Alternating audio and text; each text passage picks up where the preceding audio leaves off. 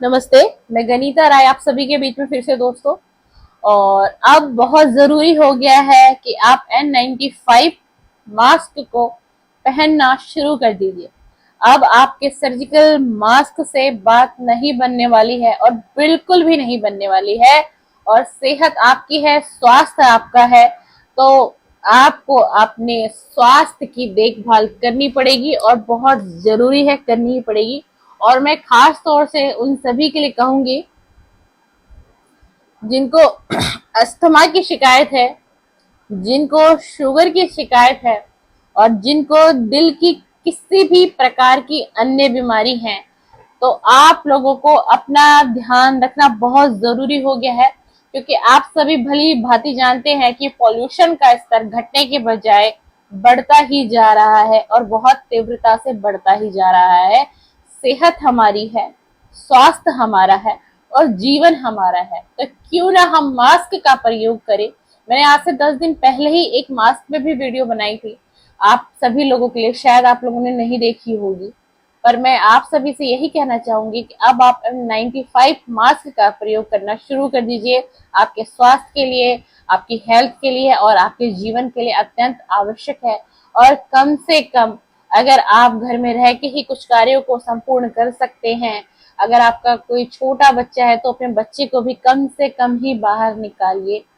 मैं अपने वीडियो के माध्यम से आप सभी से यही अपील करना चाहूंगी। देखिए कि पॉल्यूशन की वजह से सबसे ज्यादा जो प्रॉब्लम है कि गले में खराश होना और एकदम से खांसी शुरू हो जाना, सूखी खांसी हम जिसको कहते हैं, जो कि आपके फेफड़े में बलगम का बैठ जाना, सबसे बड़ी चेतावनी ये है। और आपके फेफड़ों पर जोर पड़ना। आप मानेंगे दोस्तों कि इस समय में जो पॉल्यूशन इतना बढ़ा हुआ है ना, 17 सिगरेट की स्मोक को हम अपने अंदर ले रहे हैं।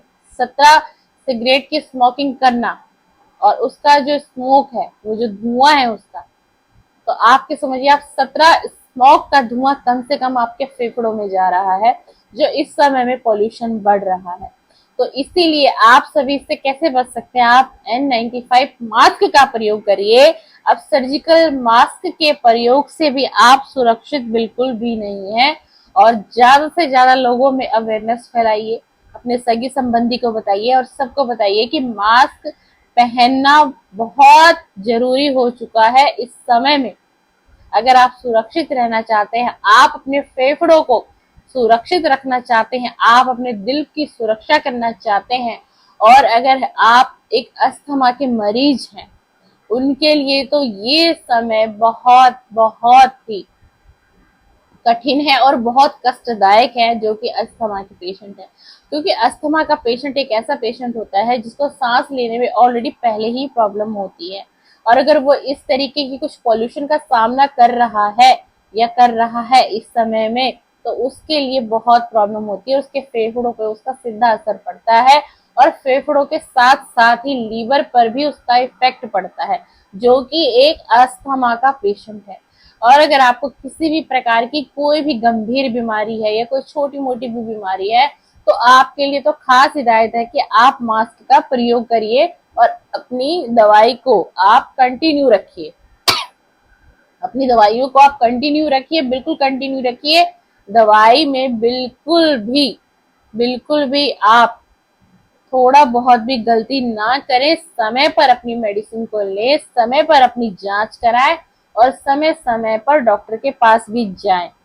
क्योंकि इस वक्त पॉल्यूशन बहुत तेजी से बढ़ रहा है। मैं फिर से आप सभी से हाथ जोड़कर एक मेरी विनम्र अपील है कि आप सभी मेरे दोस्त मास्क का प्रयोग करिए, शुरू कर दीजिए। अगर आप अपने बच्चे को भी कहीं मार्केट कहीं ले जाते हैं तो अपने बच्चे को भी मास्क पहनाना शुरू कर दीजिए और मेरी इस वीडियो को ज्यादा से ज्यादा लोगों तक शेयर कर दीजिएगा। और बहुत बहुत शुक्रिया कि आप इतना कीमती समय लेकर मेरे चैनल पर आते हैं। आपको मेरी आज की वीडियो अच्छी लगी, पसंद आए तो लाइक करिए, शेयर करिए। और आप मेरे चैनल को अभी तक आपने सब्सक्राइब नहीं किया है तो मेरे चैनल को भी सब्सक्राइब कर दीजिए। थैंक यू, धन्यवाद, बहुत बहुत शुक्रिया।